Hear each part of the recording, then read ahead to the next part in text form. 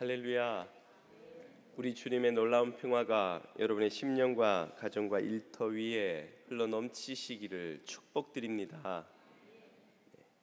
제가 목감기가 와서 소리가 조금 좋지 못하더라도 양해를 부탁드립니다. 오늘 우리에게 주신 하나님의 말씀은 열왕기상 18장 1절에서 15절까지의 말씀입니다. 열왕기상 18장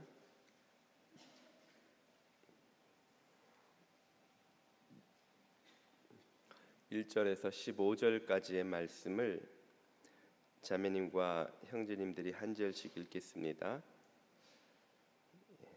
많은 날이 지나고 제3년에 여호와의 말씀이 엘리야에게 임하여 이르시되 너는 가서 아합에게 보이라. 내가 비를 지면에 내리리라. 엘리야가 아합에게 보이려고 가니 그때에 사마리아에 기근이 심하였더라. 아합이 왕궁 맡은 자 오바댜를 불렀으니 이 오바댜는 여호와를 지극히 경외하는 자라. 이세벨이 여호와의 선지자를 멸할 때에 오바댜가 선지자 100명을 가지고 50명씩 굴에 숨기고 떡과 물을 먹였더라.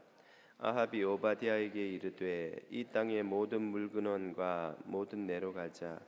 혹시 꼴을 얻으리라.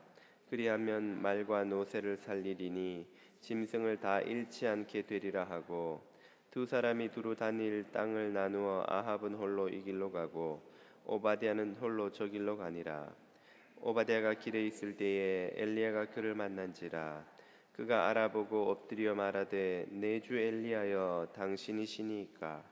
그가 그에게 대답하되 그러하다. 가서 내 주에게 말하기를 엘리야가 여기 있다 하라. 이르되 내가 무슨 당신이 당신의 종을 아합의 손에 넘겨 죽이게 하려 하시나이까. 당신의 하나님 여호와께서 살아계심을 두고 맹세하노니 내 주께서 사람을 보내어 당신을 찾지 아니한 족속이나 나라가 없었는데 그들이 말하기를 엘리야가 없다 하면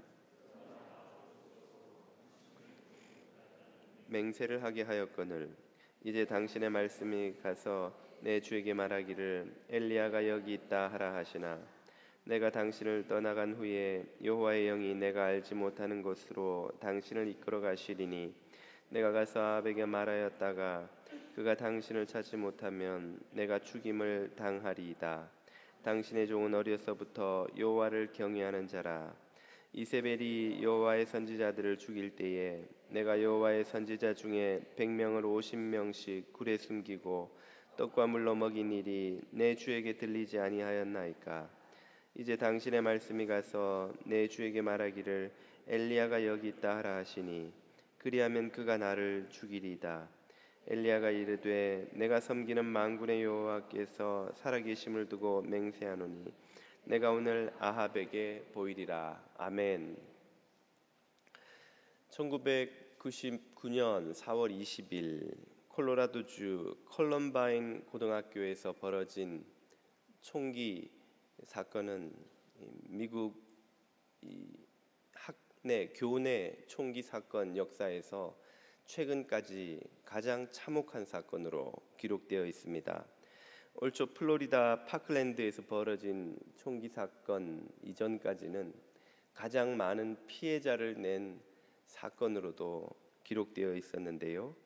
17세 딜런 클리볼드, 18세 에릭 해리스라는 두 학생이 반자동 소총을 들고 학교에 들어가 900여 발을 난사하고 그 결과 13명의 학생이 목숨을 잃고 24명이 부상을 당하는 참 말 그대로 참혹한 사건이었죠.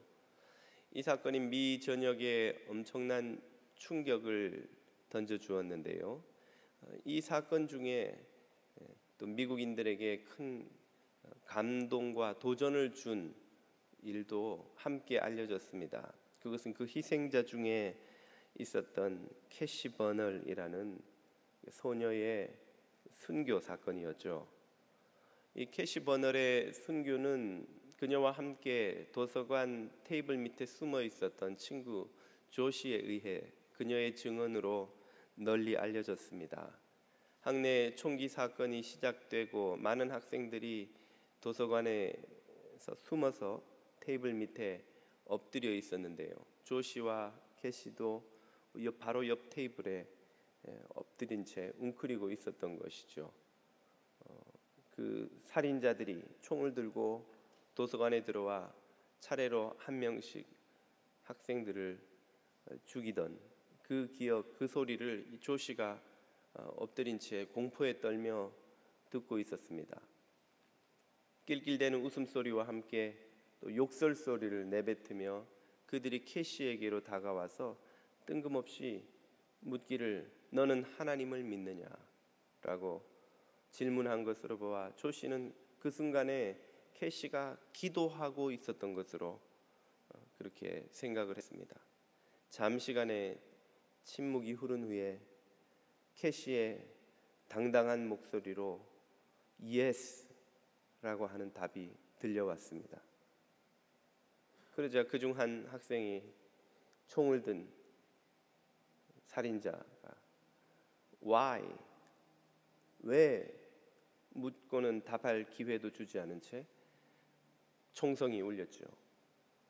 후에 검시관이 캐시의 시신을 검시해 본 결과 총알이 이마에 총구를 댄 상태로 발사되었다는 사실을 확인할 수 있었습니다.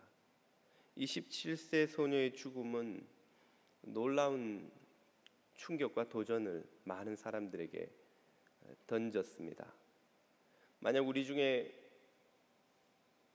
누군가에게 이미 여러 사람을 죽인 뜨거워진 살인자의 총구를 이마에 대고 하나님을 믿느냐라고 묻는다면 주저하지 않고 예스라고 답할 수 있는 사람이 과연 얼마나 될까요?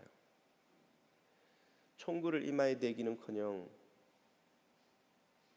집을 살 때 이자율만 좀 높아진다고 해도 내가 예수 믿는다는 것을 이야기해야 되나 말아야 되나 고민하는 우리가 혹시 아니던가요? 27세 소녀가 어떻게 목숨을 건 신앙 고백을 하고 순교자가 될 수 있었던 것일까요? 그녀의 신앙의 비밀은 무엇일까요? 오늘 본문은 우리에게 이런 도전을 던져줍니다. 우리는 다시 엘리야의 이야기로 돌아왔는데요. 기원전 862년 악한 왕으로 대표되는 악한 왕의 대표로 언급되는 아합이 다스리던 북왕국의 이야기입니다. 엘리야가 3년 전에 이미 하나님의 말씀으로 극심한 기근을 예언했고 그 예언대로 이 북왕국은 심한 기근으로 허덕이고 있습니다. 그때에 하나님이 다시 엘리야에게 비를 내리겠노라고 아합을 만나러 가라고 명하시죠. 그리고 아합은 엘리야는 그 명령에 순종합니다. 그 대목을 1, 2절에서 이렇게 한번 보십시오. 많은 날이 지나고 제3년에 여호와의 말씀이 엘리야에게 임하여 이르시되 너는 가서 아합에게 보이라. 내가 비를 지면에 내리리라. 엘리야가 아합에게 보이려고 가니 그때 사마리아에 기근이 심하였더라. 엘리야가 이미 3년 전에 기근을 예언하고 아합의 칼날을 피해 도망치고 있을 때에 아합은 엘리야를 잡아 죽이려고 군인을 보내지 않은 곳이 없다고 오늘 본문에 나옵니다. 그런 상황에서 아합에게 가는 일은 생명의 위협을, 죽음을 무릅쓰고 가는 길이죠. 엘리야는 죽음을 두려워하지 않고 하나님의 명을 쫓아 아합에게로 나아가고 있습니다. 한편 아합은 어떤 상황에 있나요? 무엇을 하는지 5절이 이렇게 말하지요. 아합이 오바댜에게 이르되 이 땅의 모든 물 근원과 모든 내로 가자. 혹시 꼴을 얻으리라. 그리하면 말과 노새를 살리리니 짐승을 다 잃지 않게 되리라 하고. 여기서 우리는 악하다는 게 무엇인지 배우게 됩니다. 아합 왕이 왜 악한 왕입니까? 그는 지금 온 백성들의 생명을 책임지는 왕이고 참 지도자이지요. 이 기근으로 모든 백성들이 고통을 당하고 굶어 또 목이 말라 줄여 죽어가는 상황에서 이 왕이 오로지 염려하는 것이 무엇인지가 이 구절에 드러납니다. 그가 걱정하는 것은, 그가 샘을 찾으려고 애를 쓰는 것은 백성들을 살리기 위해서가 아니라 말과 노새를 잃어버릴까 봐 걱정을 해서인 거죠. 그의 가축, 그의 재산입니다. 오늘 우리에게 치자면 자동차요, 경운기요, 혹은 이런저런 생산 도구들, 그의 재산들을 지키기 위해서 그는 물을 찾겠다고 나서는 거예요. 바로 이것이 악한 것입니다. 사람의 생명보다 물질을 더 귀하게 여기고 재산을 더 귀하게 여기는 이 태도야말로 악의 전형적인 모습이죠. 이런 기준으로 본다면 오늘 우리가 사는 이 시대는 얼마나 악한 세대인지요. 우리가 이 세대가 악하다는 것이 사람들이 전부 총칼을 들고 마약을 하고 무슨 그런 강도짓만 한다고 해서 악하다는 게 아닌 것입니다. 이 시대가 악한 이유는 무엇인가요? 이 시대의 가치 기준이 돈이기 때문입니다. 이 시대는 모든 가치의 기준이 돈입니다. 사람의 생명조차도 얼마짜리인지 돈의 가치로 평가되죠. 사람의 가치는 무엇에 의해서 이 시대에 결정됩니까? 그가 얼마를 벌고 얼마나 돈이 많으냐, 얼마나 부자이냐에 의해서 그의 가치가 결정되는 것입니다. 부자면 무슨 짓을 해도 용서를 받습니다. 힘없는 사람들은 옳게 살려 해도 고통을 벗어날 수가 없지요. 사고가 나면 우리는 얼마를 보상하면 문제가 해결되는지를 생각합니다. 사람의 생명의 가치가 돈 얼마로 환산되는 것이죠. 이것이 악한 세대의 특징이라는 것입니다. 오늘 우리는 이 악한 세대를 거슬러야 하는 성도들입니다. 그런데 오늘 그리스도인인 우리들조차도 얼마나 악한 세대를 거스르기는커녕 영향을 받고 닮아가고 있는지요. 우리도 사람을 평가할 때, 문제를 해결할 때 돈 얼마짜리냐로 혹시 이해하고 접근하지는 않는지요. 여러분, 사윗감을 찾으실 때 제일 먼저 묻는 게 무엇입니까? 뭐 하는 사람이냐? 수입은 얼마나 되냐? 혹시 그것부터 묻지 않으시는지요? 어쩌면 그것만 묻고 계시지는 않는지요? 다른 것도 물론 고려는 하겠지만 제일 중요한 것은 역시 그것이 아니던가요? 우리가 어떤 사람을 만났을 때에 내가 생각한 것보다 훨씬 부자라는 것을 알면 왠지 조심스러워지는 경험을 하신 적은 없습니까? 내가 생각했던 것보다 별로 돈이 없는 사람인 것을 알고 난 후에 갑자기 태도가 교만해지는 것을 경험해 본 적은 없으신지요? 그렇다면 우리도 이 악한 세대를 거스르는 것이 아니라 악한 세대의 영향을 받고 있는, 악한 세대를 쫓아가고 있는 중인 것입니다. 저와 여러분은 이 악한 세대를 거스르는 성도가 될 수 있기를 축복드립니다. 한편 오바댜는 어떤 인물입니까? 왕이 함께 샘을 찾아 나서도록 부른 오바댜는 왕궁 관리 장관 정도라고 설명할 수 있겠습니다. 3절 4절이 그에 대해서 이렇게 설명하죠. 아합이 왕궁 맡은 자 오바댜를 불렀으니 이 오바댜는 여호와를 지극히 경외하는 자라. 이세벨이 여호와의 선지자들을 멸할 때에 오바댜가 선지자 100명을 가지고 50명씩 굴에 숨기고 떡과 물을 먹였더라. 오바댜라는 이 인물은 의인들을 숨겨주는 또 다른 의인이라고 할 수 있습니다. 그 자신도 숨겨진 의인이라고 할 수 있죠. 자신이 하는 일을 몰래 하고 있으니까 아합 모르게 이 일을 하고 있는 것이죠. 이 대목에서 우리는 희망이 사라진 시대에 희망을 발견합니다. 최근에 어느 성경 공부에서 한 교우께서 제게 이렇게 물으시더군요. 목사님, 한국 교회가 이렇게 추락을 거듭하고 있는데 과연 희망은 있는 것입니까? 한국 교회에 미래가 있을까요? 그렇게 물으시던데요. 그 답이 오늘 이 본문에 나와 있다고 하겠습니다. 아합의 시대, 가장 악하고 타락한 이 시대조차도 하나님께서 남겨놓으신 의인들이, 숨겨진 의인들이 있었다는 것입니다.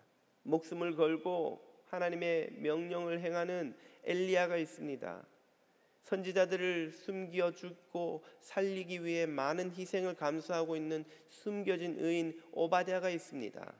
그리고 숨어서 인내하며 때를 기다리는, 하나님의 일하실 때를 인내와 기도로 기다리는 동굴 속에 숨겨진 선지자 100명의 의인들이 또 있습니다. 하나님께서 이 어려운 시대에 이 교회가 모두 추락에 추락을 거듭하고 교회마저 타락해버린 것 같은 이 시대에도 하나님의 나라를 기다리고 하나님의 뜻을 위해 희생을 무릅쓰는 의인들을 숨겨두신 줄 믿으시기 바랍니다.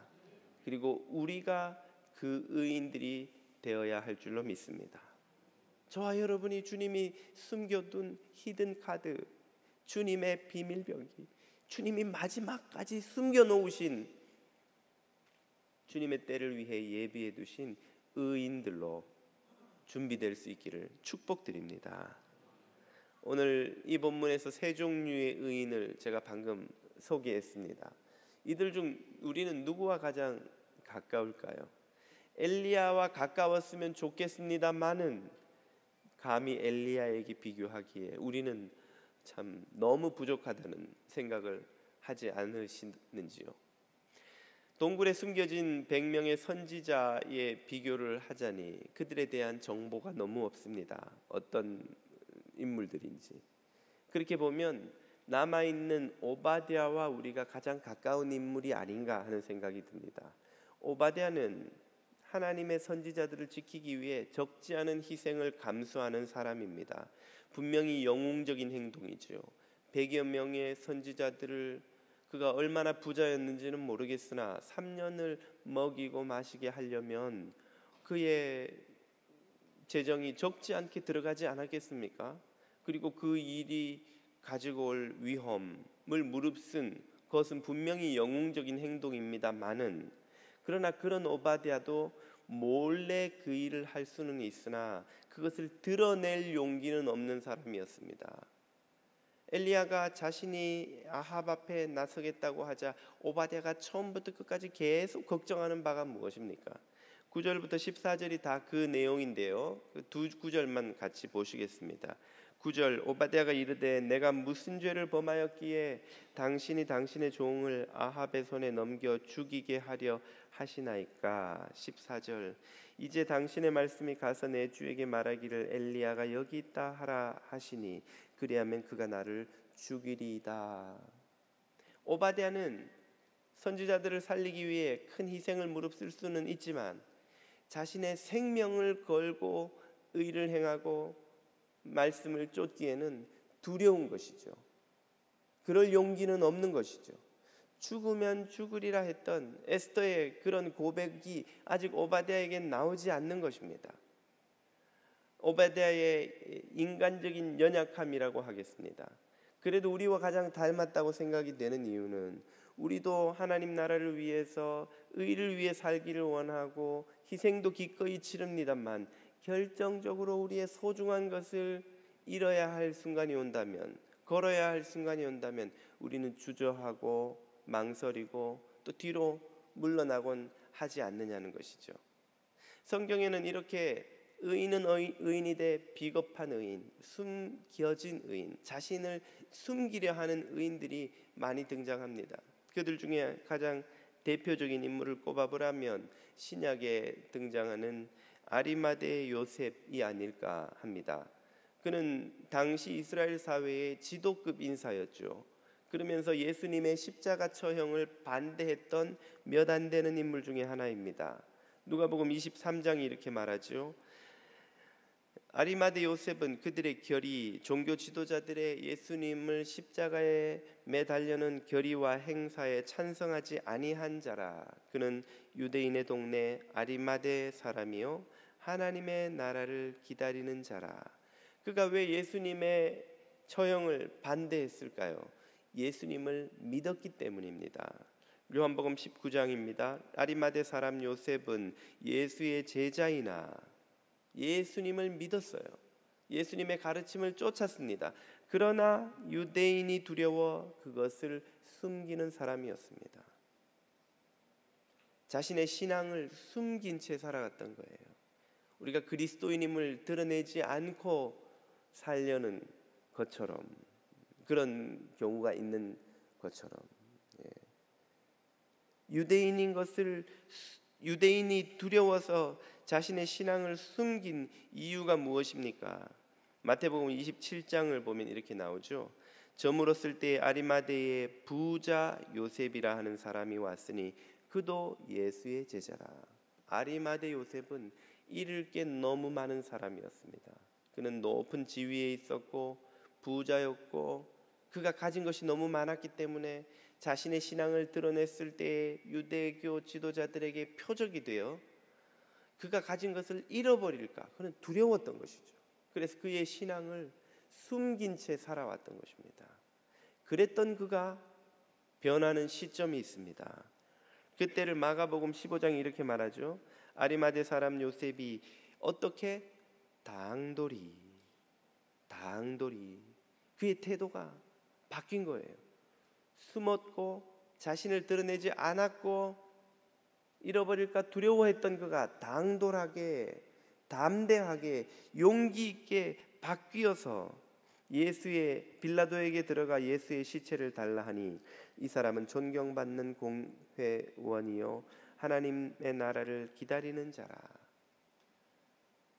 두려웠던 그가 당돌하게 예수님의 제자임을 드러내고 예수님의 시체를 달라 하여 장례를 치르려 나서게 된 계기가 무엇일까요? 성경은 그 과정을 분명하게 설명하지는 않습니다만은 우리에게 힌트를 주기는 합니다. 그 힌트를 요한복음 19장에서 찾아볼 수 있습니다. 이 일 후에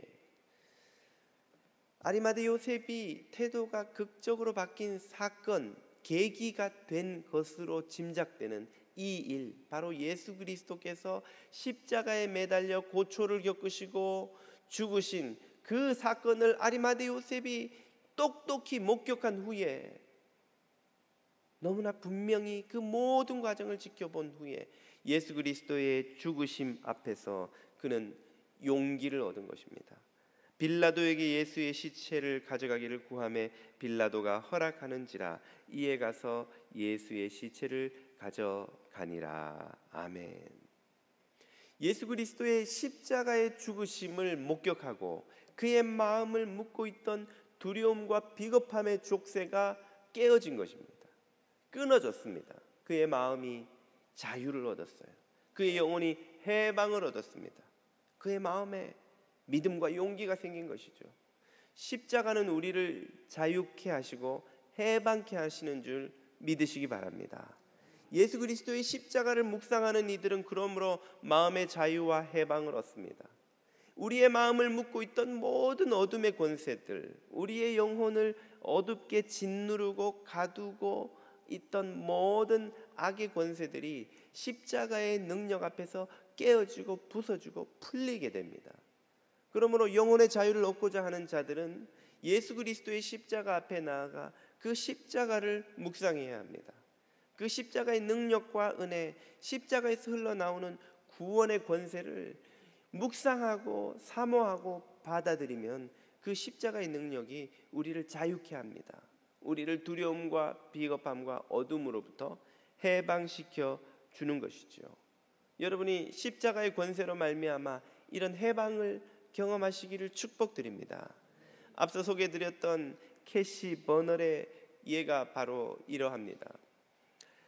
사람들에게는 캐시 버널의 순교의 장면만이 알려졌지만 그녀가 죽은 후 주변 사람들을 인터뷰하고 만든 She Said Yes라는 책에 그녀의 짧은 그러나 그리스도의 십자가에 의해 구원받은 위대한 삶이 소개됩니다. 3년 전까지만 해도 그녀는 그녀의 부모들이 감당할 수 없었던 문제아였습니다. 어느 날 그녀의 어머니가 그녀의 방에서 친구와 주고받은 여러 통의 편지를 발견했습니다. 그 그 편지에는 악마 숭배, 술과 마리화나를 그들이 모여 즐기던 일들, 온갖 추잡하고 입에 담을 수 없는 일들과 저주와 욕설들, 자살 충동과 실제로 자살 시도를 했던 일들에 관한 기록들, 그리고 자신들에게 낙제 점수를 준 선생을 저주하고 죽이기 위한 구체적인 계획과 방법들, 그리고 자신들의 부모들에 대한 저주와 욕설, 부모를 서로 함께 죽이는 계획까지 낱낱이 세세하게 적혀 있었던 것이죠. 충격을 받은 그녀의 어머니가 퇴근한 남편과 마주 앉아 고민 끝에 경찰에 신고를 하고 딸을 상담 치료를 받게 하고 학교를 그만두고 경제적 부담을 감수하며 기독교 사립학교로 전학을 시켰습니다. 교회 중고등부에 등록을 시키고 담당 목사님에게 눈물로 호소하며 딸을 도와달라고 요청하였습니다. 그날로부터 그 부모와 딸 캐시 버널 사이에 길고도 힘겨운 전쟁이 시작되었습니다. 부모의 모든 결정에 저주를 퍼붓고 반항하고 욕설하는 딸아이를 이 두 부모가 사랑과 기도와 인내로, 그러나 단호함으로 그 시간들을 싸워 나갔던 것이죠. 그 힘겨운 싸움이 극적인 전환을 맞은 것은 그녀가 교회 중고등부의 수련회에 참여하게 된 때입니다. 다음 해인 봄 3월, 부모가 그렇게 권해도 거부하고 욕설만 하던 딸아이가 교회에서 만난 제임이라는 친구의 초청을 받아들여서는 그 수련회에 가기로 한 거예요. 그리고 그 수련회에서 있었던 일을 캐시 버널이 죽은 후 그 친구 제이미가 증언한 내용이 책에 실려 있습니다. 저녁에 집회가 시작되자 찬송이 시작되는 순간부터 캐시 버널은 바닥에 엎드려 울기 시작하는 것입니다. 내내 울던 그 소녀는 수련회 기간 중 청소년들이 자신의 나쁜 습관을 십자가 아래 내려놓는 순서가 되었습니다. 아이들이 주머니에서 술과 담배와 마리화나, 가방에서 술, 심지어 칼, 온갖 것들을 다 꺼내서 십자가 앞에 놓고 버리겠다고 회개하고 결단하는 그 순간에 캐시 버널은 아무것도 내놓을 것이 없었습니다. 그 순간조차도 그녀는 바닥에 엎드려 계속 울고만 있었습니다. 사실상 캐시 버널은 자기 자신을 십자가 앞에 내어놓고 있었던 것이죠. 많은 친구들과 선생님들이 와서 그녀를 위해 간절히 기도해 주었습니다. 그 수련회가 끝나고 돌아온 날의 기억을 그녀의 어머니는 이렇게 쓰고 있습니다. 수련회 갔던 차가 돌아와서 차 문이 열리자마자 단 한 번도 본 적이 없었던 빛나는 얼굴로 내 딸 캐시가 달려와서는 이렇게 말했습니다. 엄마, 나 이제 달라졌어. 정말 완전히 변했어. 믿기지 않겠지만 내가 이제부터 증명해 보일게. 그 수련회에서 이 어린 소녀는 예수 그리스도의 십자가를 바라보았고 그 십자가 안에서 거듭나 그리스도의 사람이 되었습니다. 그녀는 그리스도를 열렬히 닮기를 원했고 성경을 공부하며 공부하는 만큼 성장했습니다. 학교에서 친구들과 만나 기도를 하고 전도를 하는 믿을 수 없는 아이로 바뀌었습니다. 그리고는 마침내 그녀의 신앙을 죽음을 무릅쓰고 고백하고 죽기까지 그리스도를 사랑하는 순교자가 된 것입니다. 그녀의 죽음은 그것으로 끝이 아니었습니다. 그녀의 사건이 알려지자 미국 전역에 있던 고등학교의 많은 학생들 사이에서 캐시를 따르자는 운동이 시작되었습니다. 자신이 그리스도인임을 숨기고 살던 학생들이 I believe in God, 하나님을 믿습니다라는 티셔츠를 입고는 모여서 전도하고 아침마다 국기 계양대 앞에서 기도로 하루를 시작하고 예수 그리스도를 믿는 사람임을 드러내며 믿음의 삶을 살기 시작한 것입니다.